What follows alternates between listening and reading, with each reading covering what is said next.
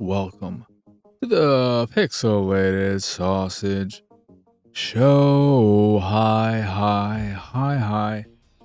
How is everyone doing? Hopefully well. I am, of course, your host, Mark Kirchnez. I was fiddling around with the camera, toyed around with putting it here so that you could see my whole face, and I don't have a lighting setup that would work for that. And also, I just don't think it matters. I think it is weird when people complain about the camera angle because, I don't know, in a podcast like this, that's not really visual. It's visual if you prefer getting your content through YouTube as opposed to through audio, which a lot of people like audio for commute purposes. I think is a big reason for that. You get to listen to something when you are using public transportation or if you're in your car or whatnot. Podcasts are great for that. I'll pass the time. But even on YouTube, when I'm watching a podcast, and I like doing that just because of the way everything is set up, consuming content through my secondary TV is the best way to go about doing that. I wish Audible had an app for Apple TV so that I could listen through that, even though I could listen through my PC or my phone or whatnot. Just being able to use that would be ideal. But with podcasts, unless they're highly visual, I don't care much about the person and where they're looking or what they're doing exactly. If there is a gameplay element they're showing, then that is doing its own thing, and you're not doing a weird camera angle where you're showing gameplay through a CRT that is in the background at a 45-degree angle or anything like that. So you don't need to worry about that. But I was thinking more so about also changing the structure, not really, but making it so that these episodes, Pixelated Sausage Show, is just about what I've been playing in the past week and not lingering on any of them as much as I tend to do. I kind of ramble and trail off. And really, with all of these games, I can't deep dive all that much because I haven't put the time into them. I only have so much time in the week. I have regular work to do. I have Attack the Backlog and the streaming that I do. And that is the place where you can expect deep dives on games. It's Attack the Backlog. And so with this one, I just want to kind of give those bullet points of my first impressions and get through the episode as fast as possible. I swear to God, maybe it's because I don't talk when I'm not recording this stuff, but I swear my mustache hairs only ever want to be a bunch of musty masters. I don't know what that means, but that's what I said. I feel like they only want to piss me off when I'm trying to record this show. I'm like, oh, let's tickle your nose, you son of a bitch. But anyway, and in terms of news and stuff like that, I feel like if there are things news-wise that I want to talk about, I can do that during my streams. And if you're somebody who doesn't watch my streams, the archives are there. You can go back and watch them if you want.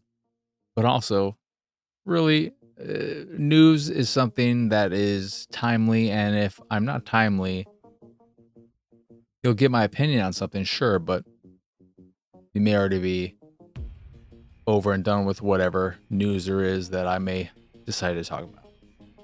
Anywho, let us get on to what I've been playing with Ready or Not. And I have a whole bunch this week. Ready or Not is a tactical first-person shooter a la SWAT.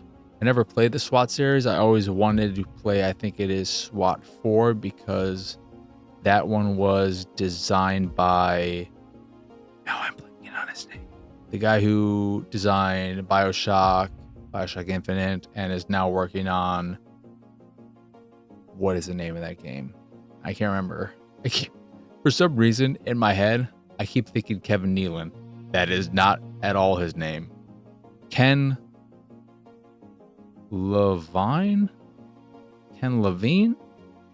Now I'm also confusing. I'm thinking of the dude from Maroon 5, and I'm like, that's not him either. I think that's his name. Somewhere in that vein, though, at least. So I was always interested in that one. But also, I love the Rainbow Six Siege games. Well, not Siege games, but Rainbow Six Vegas. I enjoy doing the terrorist hunt equivalent in Siege. And when this game was first announced and came out on PC, it was in early access for a long time. I think it just hit 1.0 and thus the console release. I've been interested in it. I know there's a bit of controversy surrounding it and its console release for censoring it somewhat. So the dismemberment is lessened. I don't know how much. I can't remember how much. And I think there may be a few content things that have been removed for the console release. But at a pure gameplay standpoint, it's the same game on PC, or on console that it is on PC. It is very meticulous in what you're doing. There's a lot of strategy to how you tackle the situations. One of the annoying things for me, though, is that with the day one patch, it wiped my save. So what progress I did make unlocking, I think, the first 4 or 5 levels, because you start off with just the one level unlocked and you unlock levels that you can replay, and there's reason to replay them, but you only have the one unlocked to start, and you unlock a new one with each successful completion. So I had all of that wiped and have to start over from the very beginning. Every bit of gear and whatnot I unlocked, all gone. So that was a little frustrating, but that's not on the game's fault. But the core gameplay is very satisfying. It's way more tactical than something like a Rainbow Six game in what I've played. You can probably get more in the weeds with Rainbow Six, but even then, I feel like it's not as tactical and requiring some thought and strategy as it is in Ready or Not. And that's the appeal of Ready or Not. It's a weird name for a game like this, because I think all of us, when we think of Ready or Not, think of hide and seek. And hide and seek we would attribute more to something that is in the horror space than in the tactical shooter space. All that said, visually, I think the environments look pretty good. Characters don't look that great. Must be some kind of trade-off on console, because I think what I've seen of it on PC, it looks pretty good overall. But it's fine. Not a looker, but it's fine. It runs well. That's the most important thing. The main issue with the game, and it plays well, the main issue with the game is that while there is the single player option, and I'm absolutely glad it's there, the teammate AI leaves a lot to be desired. They take a lot of micromanaging, which is somewhat expected, because you're going to want to place them on doors, have them breach in certain ways. I think some of the contextual menus are a little finicky using the analog stick, where you push in a direction, and then you press one of the triggers, I think, to get into a sub menu. But when you're in the final sub menu and you want them to complete an action, you push the analog stick in that direction and then let go of the menu button. I wish it was just, hey, again, when you find the thing you want them to do, just press that button again that got you in this. Just let me press a button to activate it, instead of it having me hold it and then letting go of this. It's a little finicky. I don't love it. But the issue is more so with the AI and just how dumb they can be and how it feels more like I am having to babysit them than just have them around helping me on these missions. Again, I'm glad it's there, but there are plenty of times where you can get boxed in by the AI, because I think you either have 4 or 5 AI with you. It's either you and then 2 teams of 2, or 2 teams of 2 and then you have your own teammate, but I think it's just the 4 AI. And there are times where I'll walk through a doorway and an alarm will go off, and I'll have one team in front of me, one team behind me, and then they just stop. They won't keep. I'm trying to move forward. I'm trying to get through this fucking doorway, and they're just not doing anything. And so I have to look for something. Okay, can the blue team just go over there, please, to get out of my way? I just need to get through this fucking doorway, for the love of God. Or we're in a small hallway and I'm boxed in. I'm just like, right. Can you guys just move ahead, please? Or can you guys move back? Can somebody just fucking move, for the love of God? Because I want to get out of this tight space. I'm not claustrophobic, but you're making me feel claustrophobic. So that can be annoying. It's not something that happens all the time, but you can see it happening as it's happening, or even before it's happening. You're like, oh shit, I'm in a hallway. Crap. The guys in front of me they just stopped. Oh, damn it. Guys, they're behind me. And that can be frustrating. But disregarding that, I think the core gameplay is really satisfying. Playing these missions over again to try and tackle them as efficiently as possible is satisfying. There is a degree, of course, variability to them because they're not completely staged. I am a little confused by some of the things the game wants me to do. Like, you restrain everyone, civilians, enemies, because you're going into the situation trying to be realistic. You don't know who is who. You also just want to keep civilians safe. You don't want to try and remove them from the situation. You want them to stay where they are. You want them to be restrained so they can't go around doing some other stuff. But with the enemies, even when they're shocked and presumably dead, we're still restraining them? I don't understand what is going on. And I tested this out at times by making sure someone was it, because I'm like, okay, maybe we're under the assumption that I shot them in the chest and maybe in the shoulder, and they're still alive. All right, so you're restraining them. They're probably going to bleed out and die anyway, or whatever.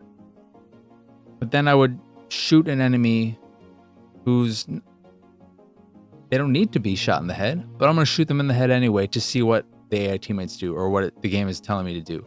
And it still wants me to restrain them.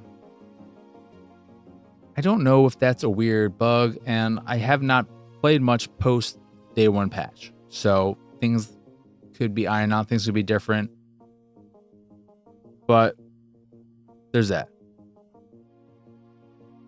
And it's just, it's the main thing I really want to say though is that I feel like I'm already kind of doing what I said. I'm not gonna fucking linger and trail off. So the last thing I want to say about Ready or Not though is that while you can't play it single player, I love that option is there. It is fun with caveats. It can be frustrating, but I think once you really get accustomed to the controls and things become more second nature and you learn the ways to deal with the AI, because the AI can be helpful, of course, and utilizing them to breach and stuff like that and set up so that you can tackle a situation efficiently and all that. Satisfying, fun. But really, this is a game you play with friends.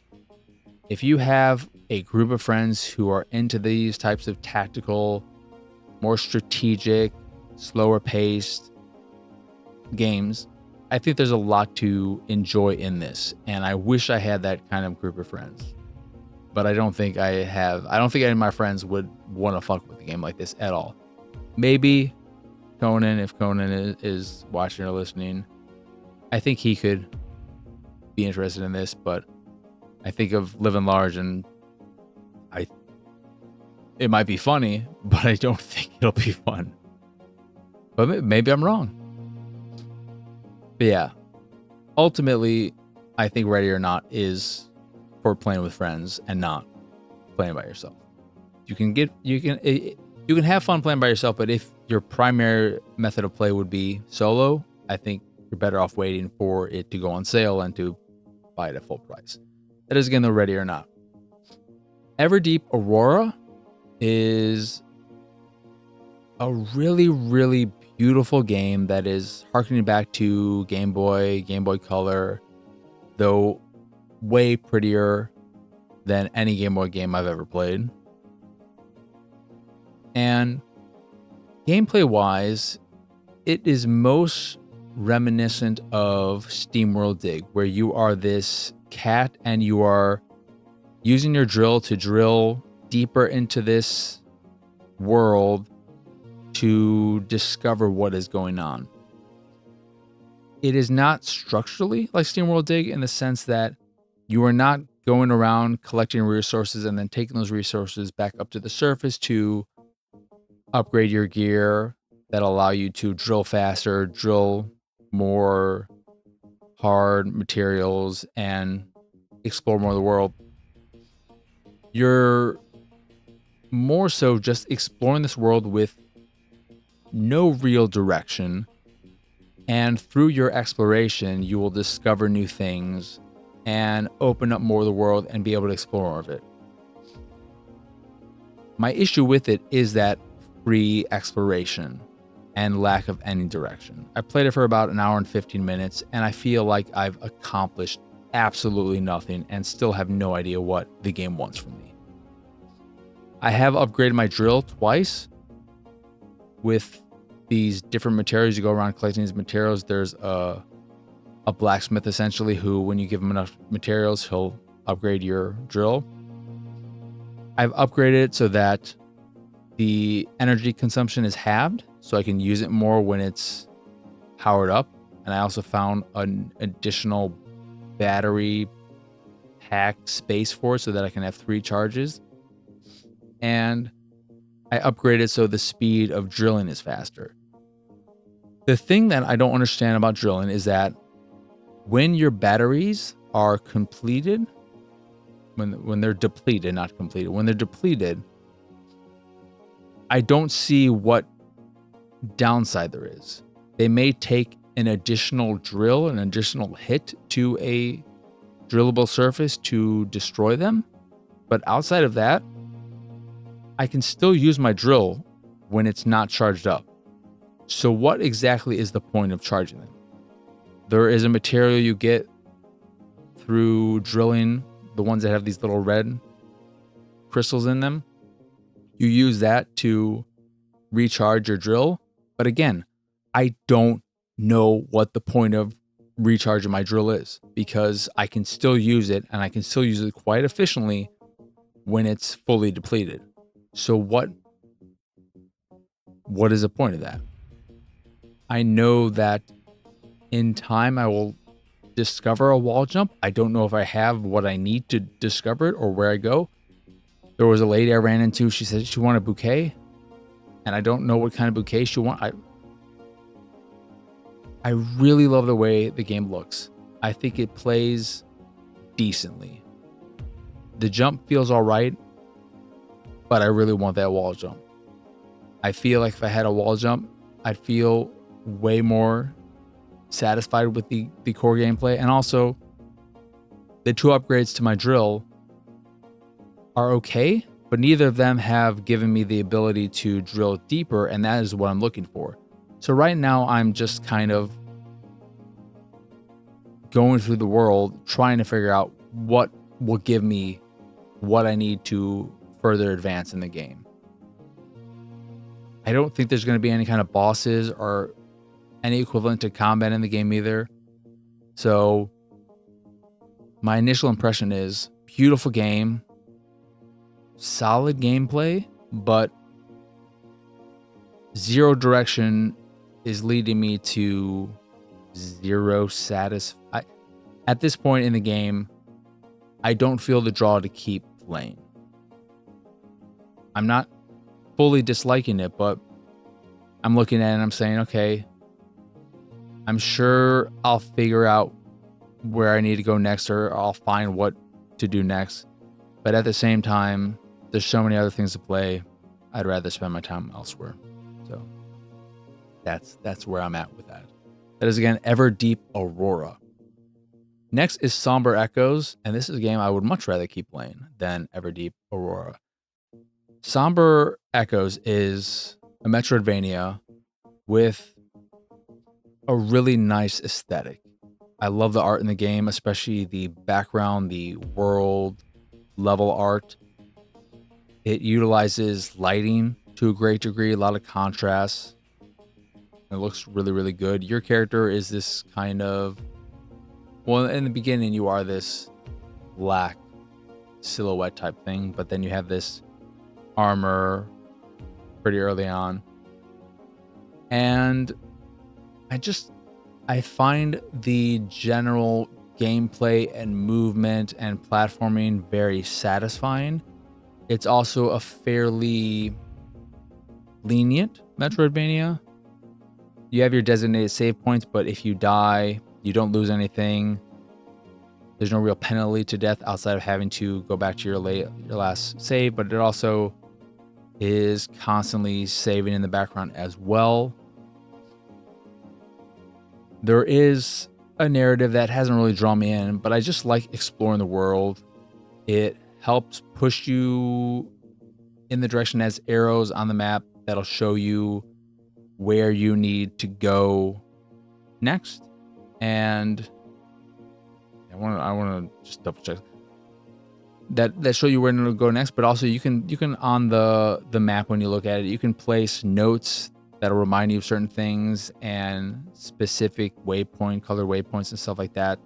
So there's the ability to customize the map and help you out in addition to just the game itself helping you out. But the combat works off a type of parry system. So when an enemy attacks, you can block at the right time. It'll stun them for a parry, attack them, and all that jazz.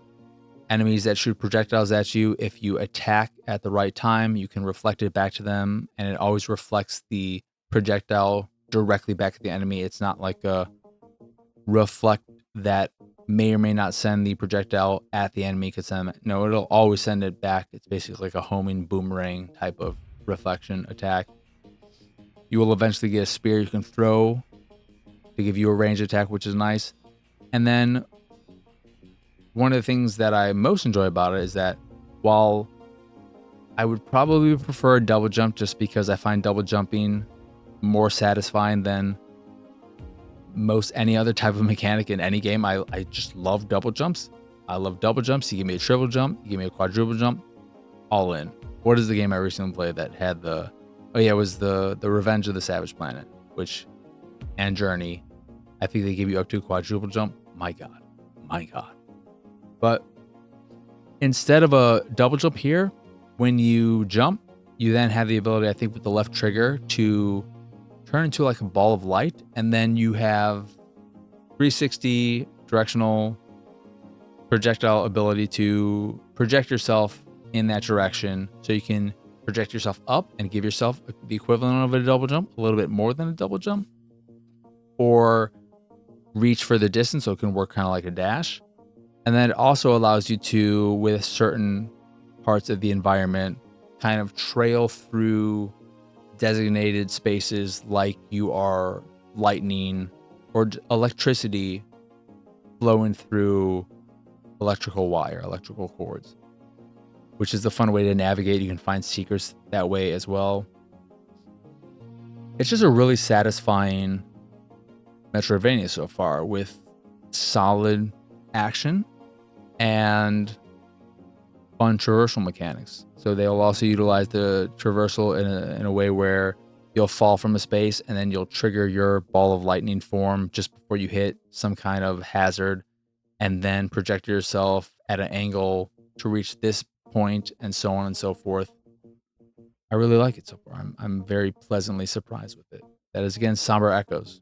If you're a fan of Metroidvanias, I would highly recommend putting it on your radar.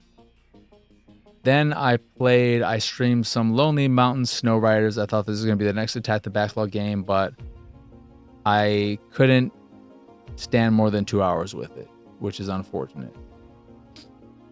I don't know if I just wasn't in the right mood.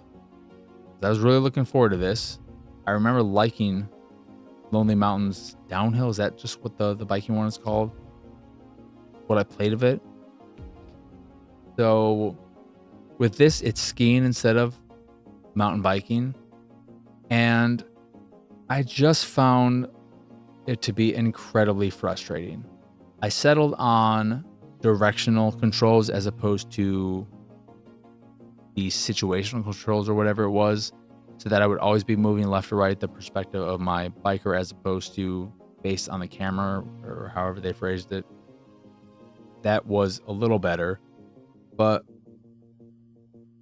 I was just so not into it. I find the inherent design of it, because it's very much a trial and error type of game. It is very much so. If you've not played either of the Lonely Mountain games, they're very much so like the Trials game, where you are essentially learning the level as you're playing through it, because they're kind of meant to fuck with you initially, and it's through that initial fuckery that you learn from your mistakes and learn how to overcome those, and that's a large part of the satisfaction. What I found surprising is that I think about 400,000 people have played it, and there are only 4 mountains in the game, and each of the 4 mountains is comprised of 4 individual trails, levels essentially, tracks if you want to put it that way. And after about, you have to get the par time to unlock the next trail. At about the halfway point, the second, third trail of the second mountain, already the game had lost about 90% of its players. About 90% did not make it further than that. I made it to the last trail on the second mountain, and that's where I just said, I'm done. But think about it that way too. These are things where the part time is maybe about, at most, 2 minutes and 30 seconds ish, probably. It took me 2 hours to get through 7 stages, essentially 7 tracks. There's a lot of fucking up, a lot of having to redo it. Some of them are very easy, and I get done with them in one try. And then there are ones that are just, the balance seems off, and it doesn't feel like a natural increase. It doesn't feel like with each level, each track, each trail, it's getting harder and harder and harder, but that the first one of the second mountain was a fucking mess. I almost quit at that point, but I eventually got through it. And then the second and third ones of the second mountain, first try for one of them or both, and second try for the other. And then the next one, I was like, I can already tell by how bad I am, how far behind I am par on this, my first completion, that I'm screwed. And there was just something about it. The way the camera is set up, I feel like it's more difficult than in a traditional trials game that is 2D specifically, to not know where you really have to learn these tracks to do them well, because the way the camera is set up, it doesn't give you any real guidance. I don't remember if in Lonely Mountains Downhill they had some kind of the trails that you were going down, if there were some kind of indicators of where they wanted you to turn, where the next checkpoint would be.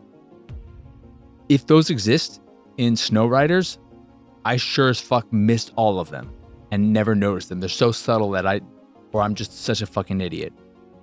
But that just drove me nuts, and so I had to bounce from that game. But if you want to play it, Lonely Mountains Snow Riders, I think it might still be on Game Pass. I gotta go for it. Bambas, Bambas, exclamation mark, not apostrophe. This is a game where you're playing as a pair of shoes, and you're in this small little open world area, and you are doing a lot of collecting and interacting with the environment and talking to other shoes that'll be asking you to do certain things like, hey, here's a dance step, do this dance step and I'll teach you something. Hey, if you go and clean up these 20 things of gum from this skate park, I'll do this for you, and so on and so forth. I only played a little bit of it because I found the controls to just be very unpleasant. It, to me, feels like so games like QWOP and Getting Over It, Octodad, those physics-based, unique controlling games, I think a lot of them are working off of the fact that they are very physics-centric, and the silliness that comes in trying to control something in a very physics-heavy environment, and the natural amusements that come from that.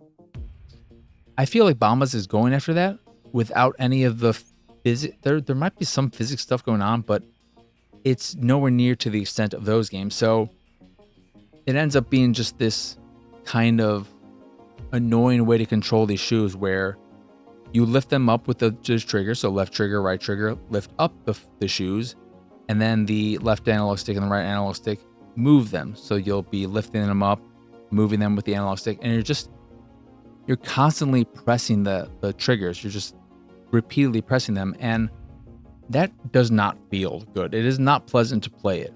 And then what these things are asking you to do, it's just a lot of boring walking around and doing shit. There might be more interesting missions to find somewhere, but in the time I played, all I ever found were missions like, hey, go clean up this shit, go do this stupid thing. And I didn't find it rewarding to play. I didn't find it particularly humorous in what dialogue was there. And there was something about the camera angle. I don't know if it's entirely over the top, but it's very close to. And I wonder if it was more lower. There's no adjustment, I don't believe, but I wonder if it was more close in and at an angle, if that would make it more appealing. If it was more a la Skate, that kind of chase cam or something, if that would make it more appealing to play. But as it is, I just didn't like it. That is again Bambas. Griffin is an old game that has been brought back, and you can feel the oldness in it, but it's nice in that they do give you some accessibility options. It's a tank driving shooter thing that I've no experience with. You go around, you're shooting enemies, you're driving around within your little tank. A lot don't seem that concerned about hurting you and are easy to deal with, but then there are some tanks that will just come right after you, and you have to deal with those ones quick or you will take damage. But you have the ability to turn on some cheats, give yourself infinite continues and all that, which is nice. And there's some extras and whatnot, old art and manual type stuff. It's a nice bit of preservation. So I always appreciate that. But it's not a fun game to play.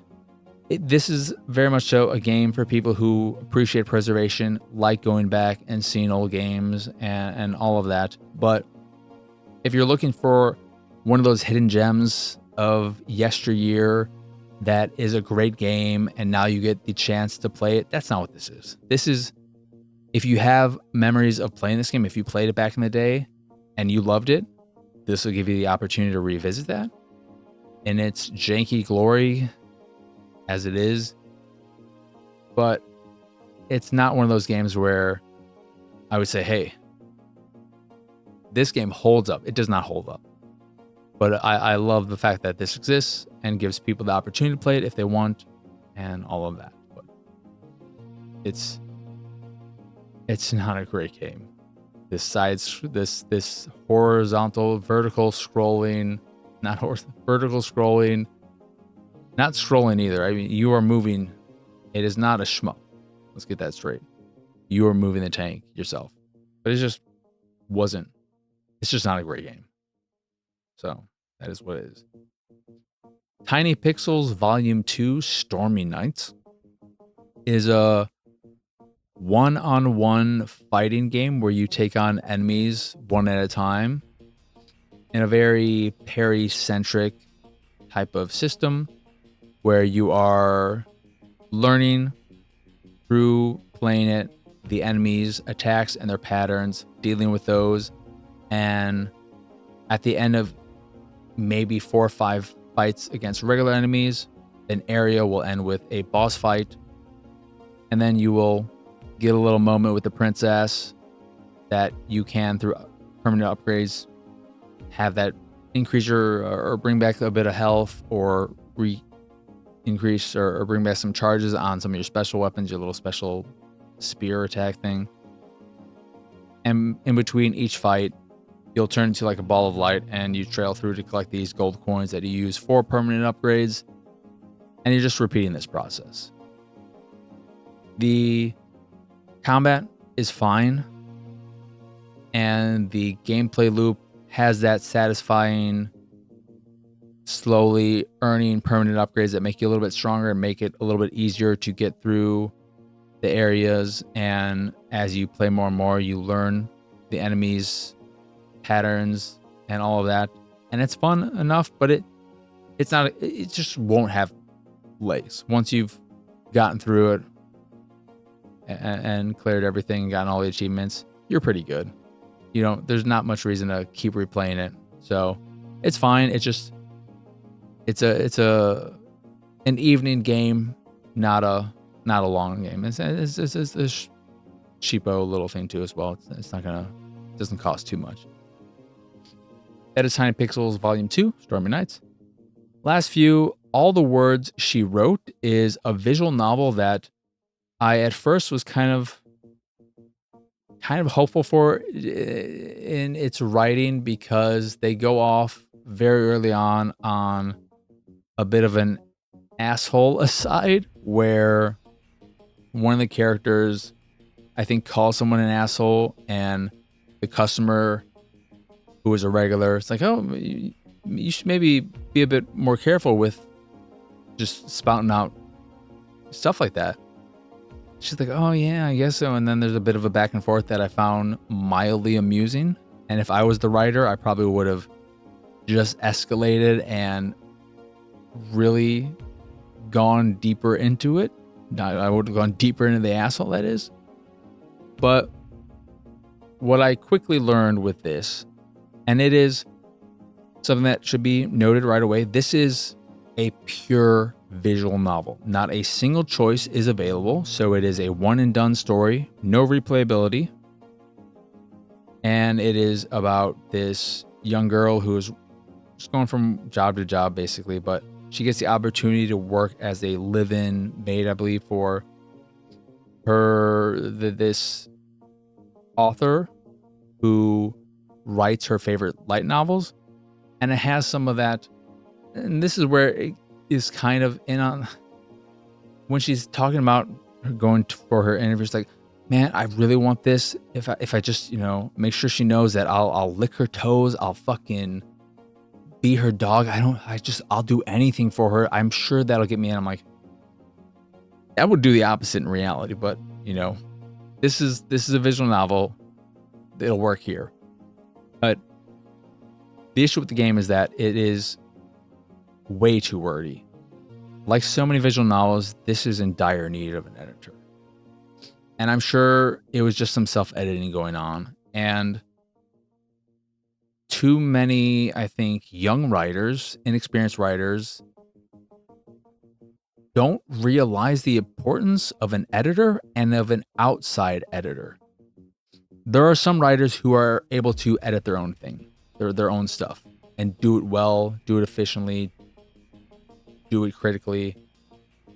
But even them, I would say even them, everyone can benefit from an outside voice, outside person to look over a work and edit it, give pointers, give something.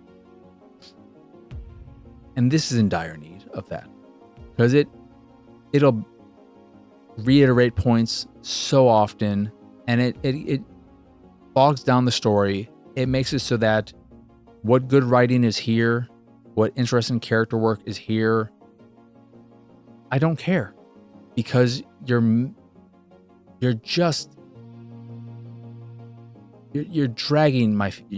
feet, you're dragging my feet, you're dragging everyone's feet. And I'm not Quentin Tarantino. I don't like that much feet. I don't like any feet for that matter. So that is ultimately what kills it. And then again, depending on your preferences for visual novels, if you want some kind of choice, if you like having that, at the very least, multiple endings and alternate paths, none of that is here. This is, again, a one and done. You play through it once, you read it once, you're done. That's it. So that is important to keep in mind as well. But again, very wordy, needs an editor. So keep that in mind if you're a visual novel person. And the last one is Kaiju Big Battel Fighto Fantasy. This is a 16-bit generation era inspired JRPG style, turn-based RPG style game that has a good sense of humor, solid writing, really nice art, really nice pixel art, and a very basic battle system, random encounters, all that jazz. It is very classical in that nature, in its turn-based RPG nature. And in what I played, I had a pretty good time with it. I would say its biggest downside is its very simplistic combat system, which is just, do a regular attack or use one of your abilities, whether it is some kind of elemental attack or something that'll make your attack stronger, your magic stronger, make the enemy's magic defense decrease, and so on. So, just the very basic stuff. And that's all there is to it. I wish there was a bit more to the actual comic, because when I get into, I really like being in the world. I like the music a lot. I like the look of it. I like the story, what's been there. It's a very stupid, whatever story. Wrestling themes, kind of, but not super strong in that sense. But it's just the evil dude fucked up with time, and now there are all these time things that mean you're going through these different areas, whatever. But I'm in the game, and I'm in the game for the majority of it. But when I get into combat, I'm just kind of on autopilot. But that may be a me thing, because I don't know how open or how much I've talked about it. I'm not the biggest turn-based fan. So, and my biggest, most, it's not fair to say, oh, the combat is very basic and that's a complaint, when one of my main points of reference for turn-based combat is the Pokemon games. It's just the most basic shit you can find.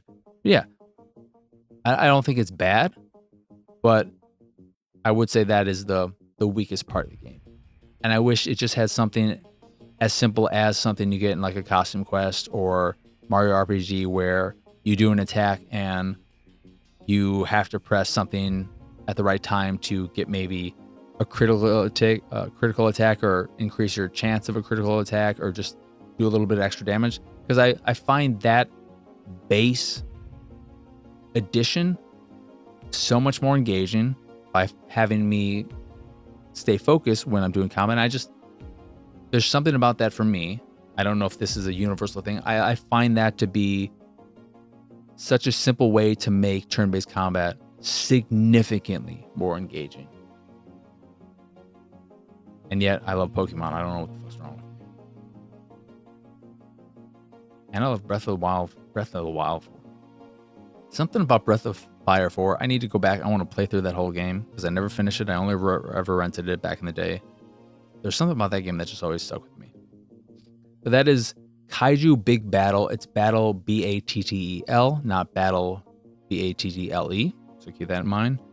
Kaiju Big Battel, Fighto Fantasy. That is going to do it for this here episode of the Pixelated Sausage Show. Once again, I am Marcus, and as y'all can find me pretty much everywhere at PX Sausage. If you enjoy this here show or any of the stuff I do and what have you, you can support me and my nonsense over at patreon.com/PXS.